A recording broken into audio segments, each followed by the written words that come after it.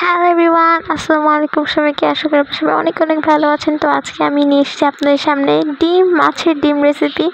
তো এই রেসিপিটা রান্না করছে আমার আম্মু। ফার্স্টে আমরা মাছের ডিমটাকে সিদ্ধ করে ছেঁকে নিচ্ছি। তারপর আমরা একটি কড়াই গরম করে তার মধ্যে সরিষার তেল দিয়ে নিচ্ছি।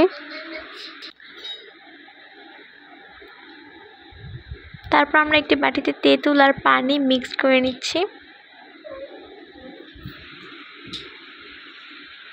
তো তারপর আমরা সরিষা তেলের মধ্যে 5 ফোড়ন দিয়ে নিচ্ছি, দিয়ে এভাবে নাড়াচাড়া দিতে হবে। তারপর দেখবেন এভাবে ফেনা ফেনা হয়ে যাবে। তারপর আমরা মাছের ডিম আর তেঁতুলটা দিয়ে দিব সরিষা তেলের উপর, দিয়ে ভালো করে নাড়াচাড়া করতে হবে।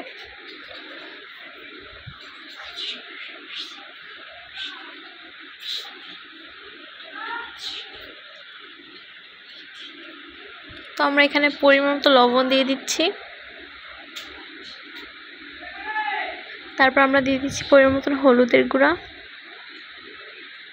তারপর আমরা ভালো করে নেড়ে চেড়ে নিব।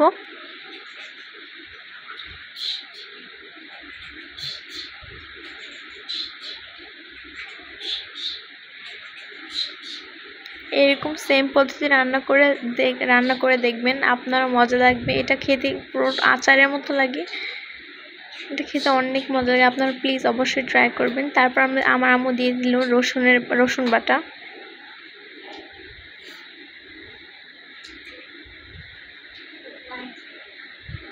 তারপর দেখবেন আপনাদের ডিমের ওই পানিটা শুকিয়ে গিয়েছে। শুকিয়ে যাওয়ার পর আপনারা পরিমাণ মতো এখানে পানি দিয়ে নেবেন।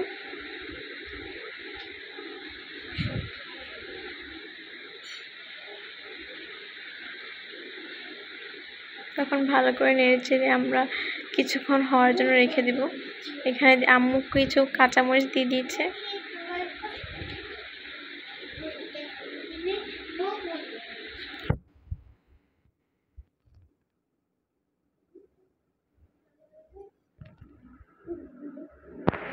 তারপর যখন দেখবেন এভাবে বলক আসছে, তার মানে আপনার রেসিপিটা হয়ে গেছে। তো আশা করি আপনাদের সবার এই রেসিপিটা অনেক ভালো লেগেছে। ভালো লাগলে প্লিজ আমার চ্যানেলটিকে সাবস্ক্রাইব করবেন। তো আজকের জন্য আল্লাহ হাফেজ।